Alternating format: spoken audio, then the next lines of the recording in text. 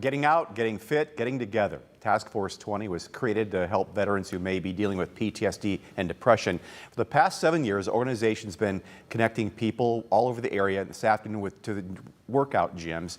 And we have the guy who founded that, Jason Graven. Jason, when you first started Task Force 20 a few years ago, the 20 represents the number of veterans who take their life every single day. Has that number fluctuated up or down at all?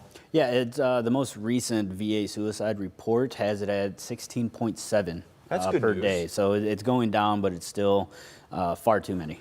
So tell me about, this is when I first heard about what Task Force 20 was, did a story on it, and very, very neat to hear what you guys do. So you raise money to give veterans a scholarship to help them go to the gym so they can be more active, feel better about themselves, and get off the couch, or they sink into depression. Yeah, there's a direct correlation between physical fitness and mental health. And for those veterans that need our services most, many of them are on fixed incomes, whether it be VA disability, Social Security, whatever it is. And investing the money into a gym membership, that falls way down the list of priorities.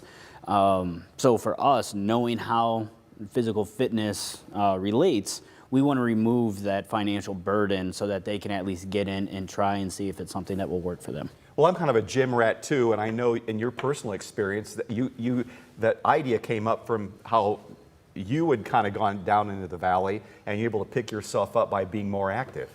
Yeah, when I was in the military, one of the common things that they say is if you're homesick, go work out. If you're angry, go work out. And they talk about it like it was this end-all, be-all cure. And it turns out they were right. I mean, it took me 13 years to finally listen, but once I started going up into the gym, I started seeing things in my own life turning around, and it just made sense. You and I have heard stories, you know, personal experience, so do I, of veterans who took their life during COVID. Mental health for all of society just went down the dumper during that period of time of isolation, and I cannot imagine what it'd be like for people with PTSD who need to be with their brothers or some feeling of community when everyone's isolated in their own little silo.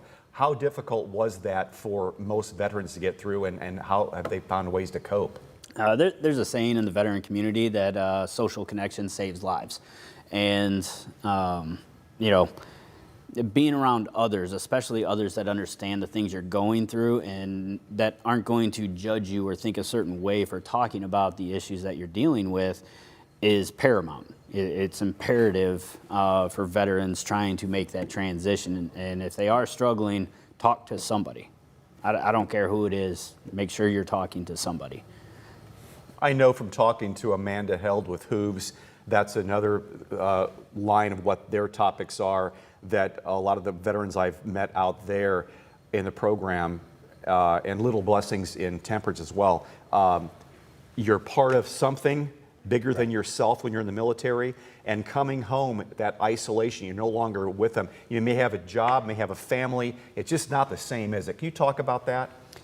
Yeah, when I was in Iraq, every single day was like 1,000 miles an hour. You had to be focused on the mission, very vigilant about what we were doing, and then you come back home and everything just stops.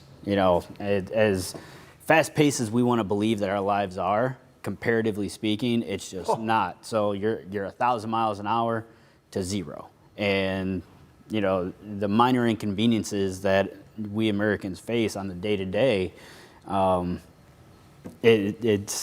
that's really all they are. Most of the time is minor inconveniences, and we can overcome that. Comparatively speaking to being overseas in a combat zone, it's just a whole different world that you're not ready for. I have to think also, if you're being shot at or in a situation where you can be shot at, there's a lot of adrenaline going there, yeah. And when you come home, that suddenly stops, and you maybe miss that feeling, not of being shot at, but that intensity.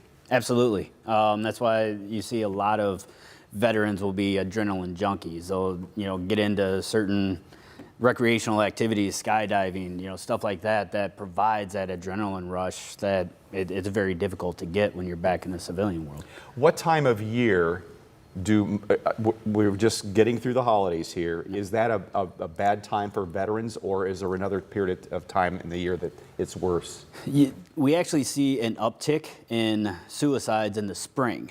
Reason being is over the holidays, many veterans, they have their support circles, whether it be their family, friends, they're all there, they're off work, they're available, and then we get into the spring and the weather turns.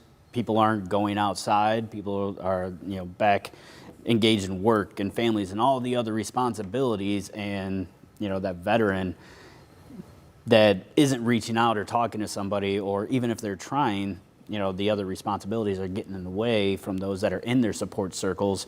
So they tend to feel a lot more isolated and separated from the individuals that they need. Real quick, want more information about Task Force 20, what they do? Yeah, so we fund physical fitness activities for veterans. Most of the time, the request is gym memberships. Yeah. People can find us online at tf20.org. We're on all the socials, Task Force 20, and yeah. Jason, thank you for your service too. Thanks for coming in today. Thank you for having me on, and happy to be here.